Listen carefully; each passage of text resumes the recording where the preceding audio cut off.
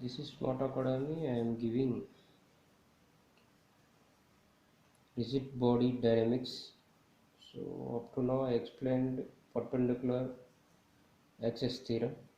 Now I am going to explain theorem of parallel axis. Theorem of parallel axis. So perpendicular axis theorem applicable to only planar shapes, but this theorem applicable to a body of any shape.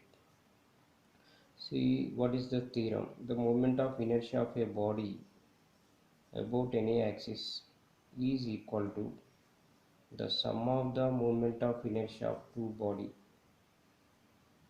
The sum of the moment of inertia of the body about a parallel axis passing through its center of mass and the product of its mass and the square of the distance between the two parallel axes. See, here we have three terms. First is the moment of inertia of a body about an axis equal to sum of moment of inertia of body about a parallel axis passing through its center of mass plus addition sum of means plus the product of its mass and the square of the distance between two parallel axes. This is the theorem. I equal to ICM plus MA square. So this is a theorem, just I explain like this. See, this is one body. This is z axis passing through center of mass. This is one axis, z dash axis. We want to calculate moment of inertia of this body about z dash axis. So this is y axis, this is x axis, this is z axis, this is z dash axis. About this axis only we have to finding moment of inertia of this body, that is equal to iz dash.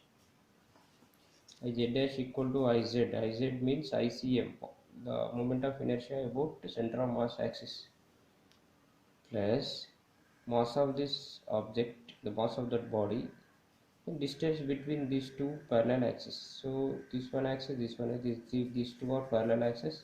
So distance between a product of mass into square of the distance between parallel axes, that is ma square.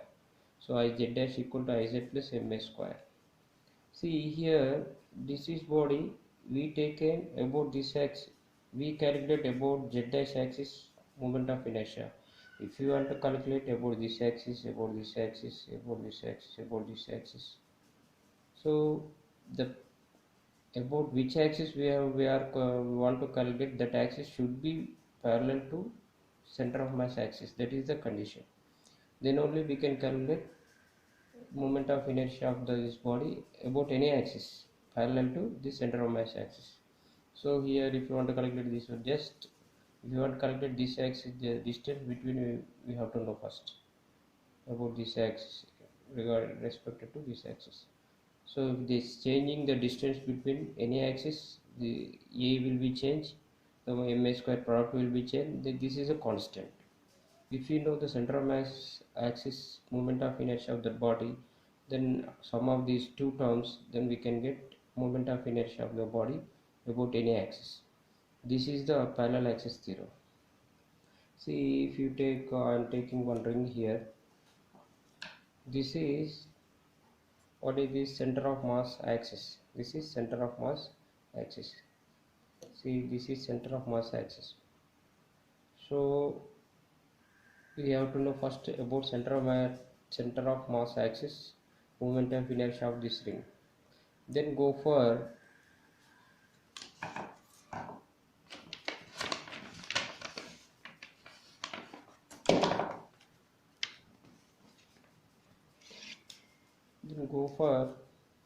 this is one more parallel axis. See, this is ICM. ICM means center of mass axis moment of inertia. If you want to calculate about this axis, moment of inertia of this ring about this axis, if you know this axis, write here iz, then plus mass of this ring, then distance between these two parallel axes. Distance between these two parallel axes means, see, this is the distance. See, this is the distance. The square of this distance, product of the square of this distance, mass of the ring, ma square plus about this axis, about center of mass axis, moment of inertia. Sum of these two terms we can get about this axis, about this axis moment of inertia. This is the parallel axis theorem.